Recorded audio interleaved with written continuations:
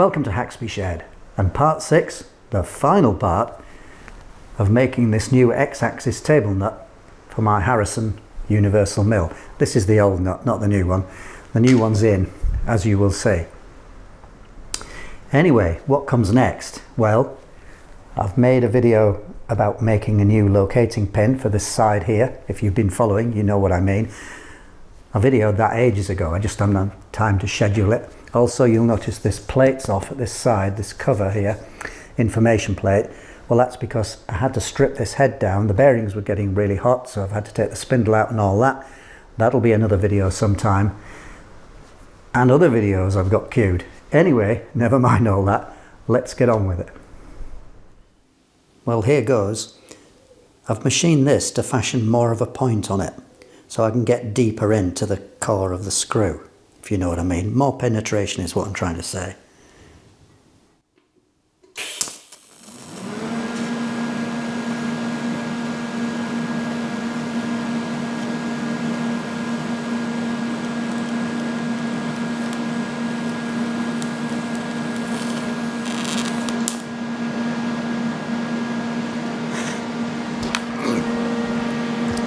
I tried blowing on it. What a loser. I was just blowing into my mask, wasn't I? That's tact. Well, it's by no means perfect. I had some struggles because the splint that I made seized on at this end and I just couldn't get it off. And then the joint moved slightly, you know, the tack that I'd made. But I've managed to do a bit of bending and tweaking and we've got to that. So I'm going to machine these lumps off and then I'm going to thread it and hopefully that'll be okay. If I was doing this again, I could probably think of some improvements to do a better job, is what I mean. There's always a kind of first time learning penalty, isn't there? Oh, that's spinning. I'm going to have to do this somewhere else. I don't want to take those splines off. Right, with a screwdriver through the hole at the bottom of the lead screw. I'm standing on that. The interesting thing will be whether or not this continues on to the old thread or whether it chews it up. Even this isn't easy. I hope it doesn't wind off. That will be fun, wouldn't it? It's quite tough, this.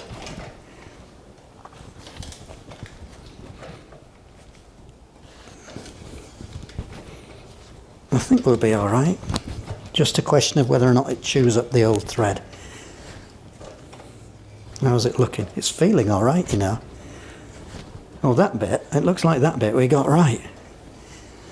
The next question is, how much thread have I still got? In the necked part, you know, where I welded it. Let's have a look. It looks like I should have built up a bit more weld in places, but it'll have to do. It sort of works, doesn't it? Well, it's a long way from perfect, but I think it's going to be okay. Hopefully you can see it.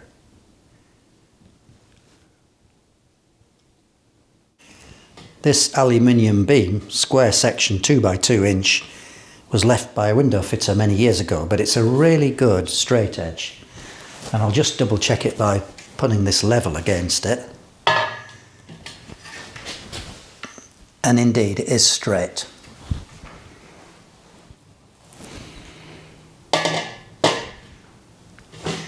Now, as I put this on here, I know, because I've just checked it, you see where I've marked on there, top. I get that to the top, and this is standing right off. And I think the main bend is about here. There might just be a bit in this screw, but the primary bend is definitely about there. I may be able to zoom in and show you. You see that gap opening up? Both there and there, below it. My son is just wrestling, trying to put the back panel on the tailgate of a car because he's changing the wiper motor, the rear wiper motor. And it's not going that easily, so you probably hear lots of cursing and grunting and moaning, but don't tell him I said so. So if we turn it the other way up, So top goes to bottom. And now I'm going to have to swivel across to the right for you to see it, but there it's resting. Hold tight.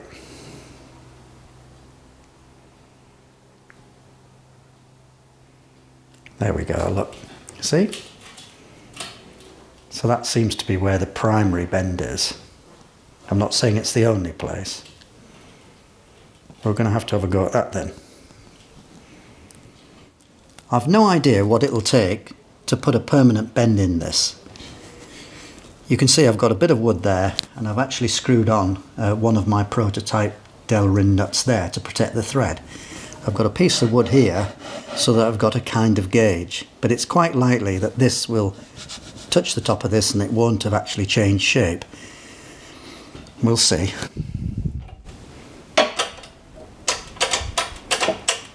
I think it'll just be spring at this point.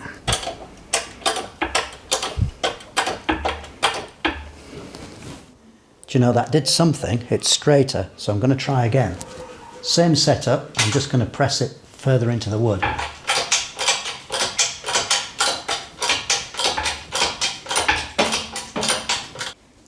I've put a piece of 3mm hardboard under each end at the pivot points, and here's another piece. If I put that in there and clamp down to that, that's where we were. Because I need to give this just a little bit more.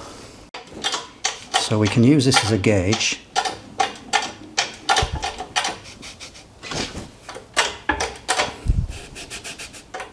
Right, that's the same, so I just need to go a little bit further because it's nearly right, and I may as well try and get it dead right.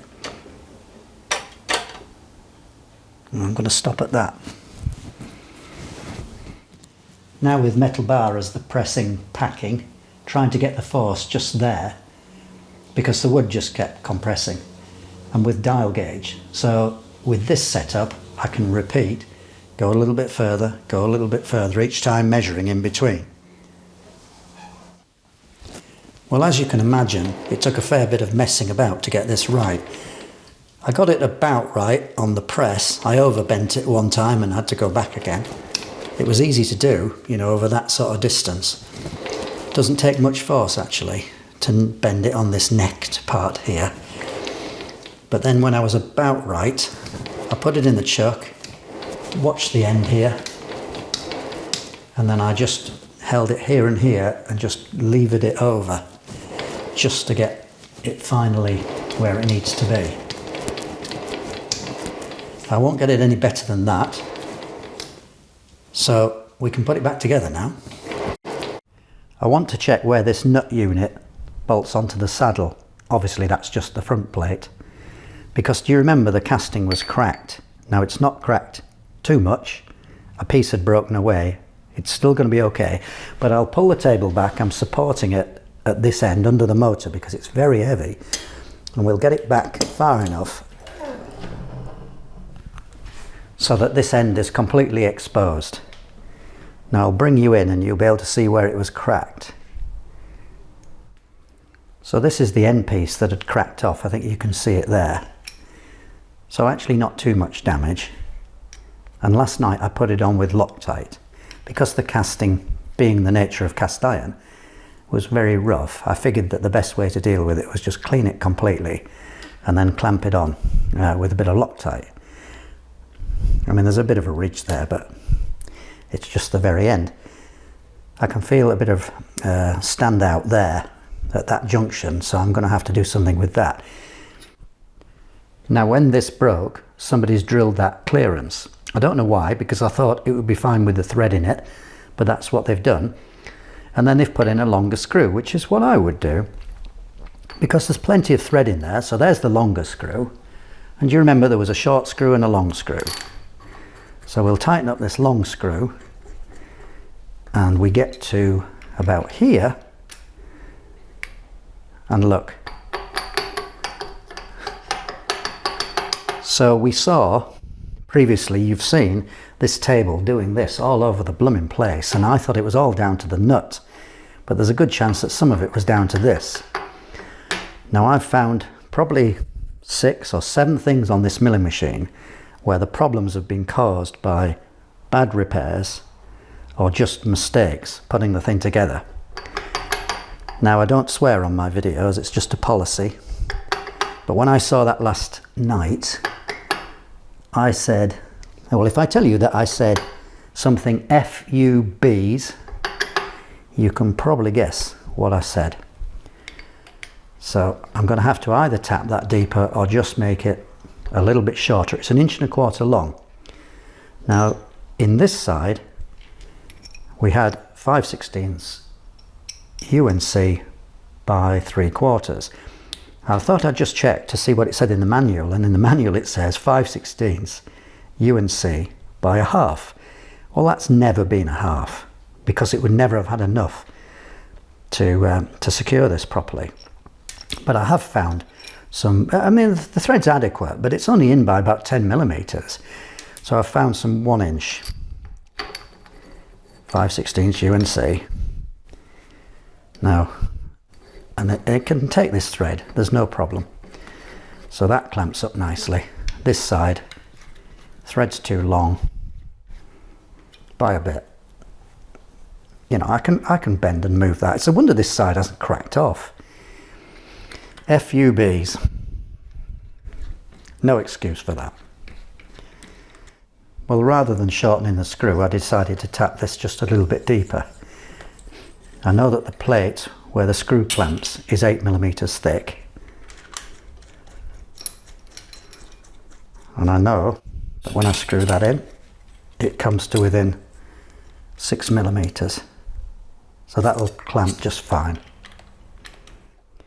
I've just polished the front of this piece here because it was standing proud, and I've taken the rock off this plate. It wasn't super critical because this end mostly sits on here. So whilst this is pushed back like that, I've got the chance to just clean this up a little bit, get all the rubbish out of it. That's just showing how I've supported the table under here. In fact, I can slide it back now, I think. Time to put this together. So there's a hole there which lines up with this oiling point, stress oiling. That's it. And then 3 screws drop in.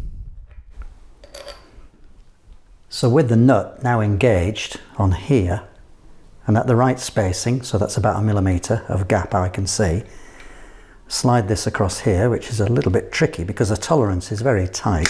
There we are. And now the next difficult thing to do is to get those splines engaged. It takes quite a while. Even though they're a fairly reasonable fit, they're not too tight. It's all very hit and miss to get that lined up with the splines. Takes quite a few goes at it. So you can see that edge sticking out there. That's about 1 mil, something like that, and that's the backlash adjustment. That distance is the most wear that we can accommodate. I've cleaned out these 2 bearings. They were full of grease, so I'm going to use the originals. And this one, which has got the longer nose on it here, goes at this end where the spline is, and obviously this one goes at this side, but this needs to go into this first, and then when it's in and then we get this, we push this in to this end, and we have to fish for the pegs on this side here. Bit hard to explain. It's a devil to get together, actually. Notice I've put this bearing on here, and then we put this into here, and then we have to sight through this hole to locate those pegs on that bearing in there. So now the end cup, if it doesn't jam, that's it. And now the ring.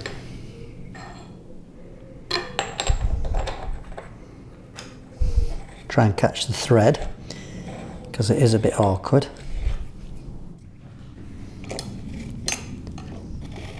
There's a Spitfire buzzing around here somewhere. We see it quite often. And I got out there with the camera it was in the sun. Now to adjust the backlash, I need to put my finger in there and hold that nut carrier still so it doesn't rotate, and then just feel the screw. Now because it's a brand new nut, there really isn't any play on it at all. I'm sure it'll bed in though, so it'll just be gently nipped up. If I remember, that's a UNC 632, number 6.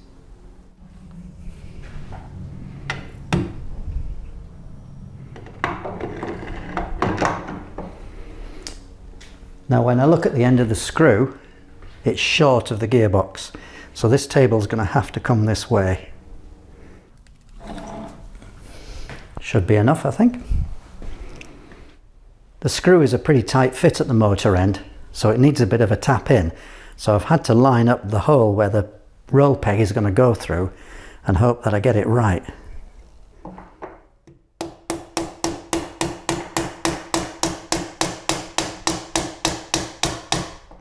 Go and check it.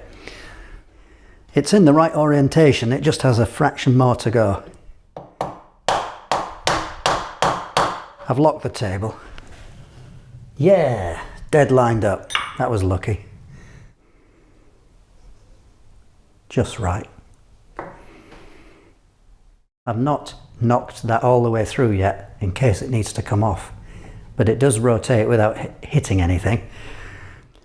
I should be able to just pull the table now and that should drop into place if it doesn't jam somehow. Ooh, there we are. Drop this pin in at the other side and it should lock, and it has. Screws in.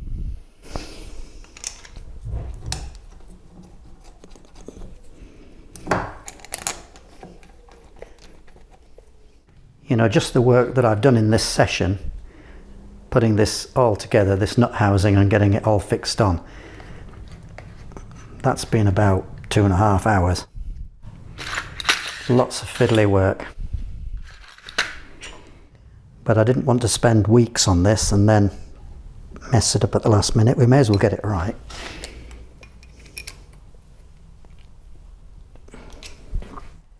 The handle assembly and end bracket can be fitted all in one on this model.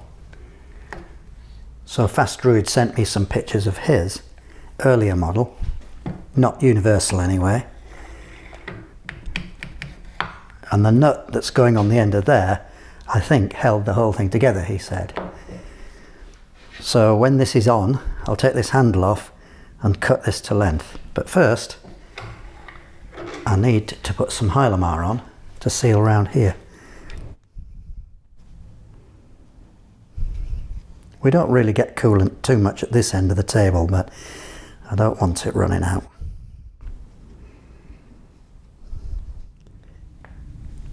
I've cleaned all this face off. Give this a squirt of oil before it goes together.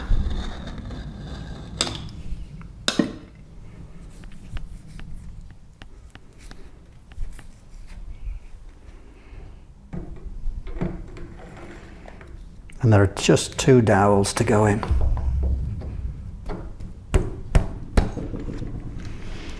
And 4 screws.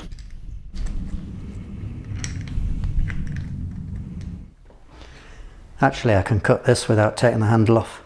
I can see where it's going. About there.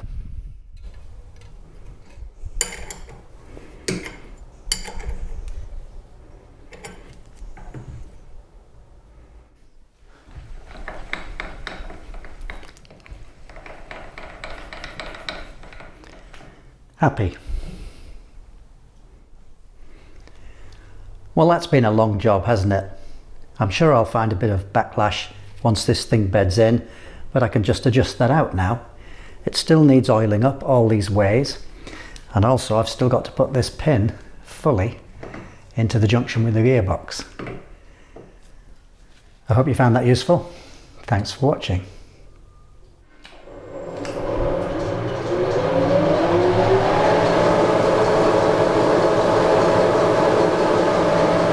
Too tight.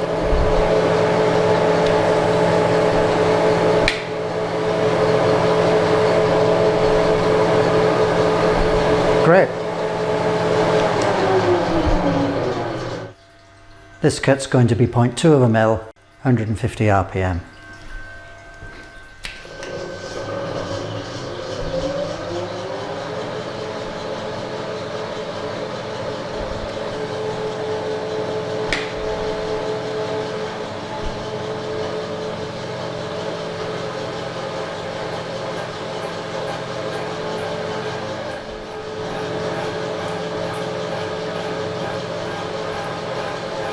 Well, the table's not jumping like it used to.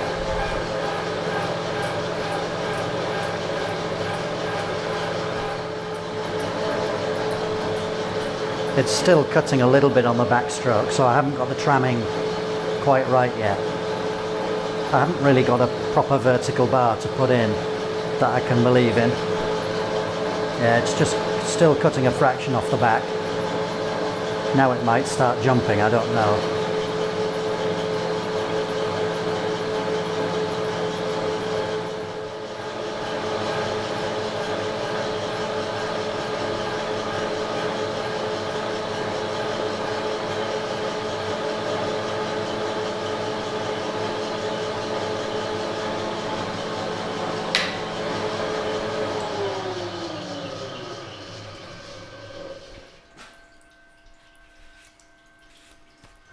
That's not bad, is it? I think that table nut is fixed good enough. I'll probably have to adjust it sometime later when it beds in.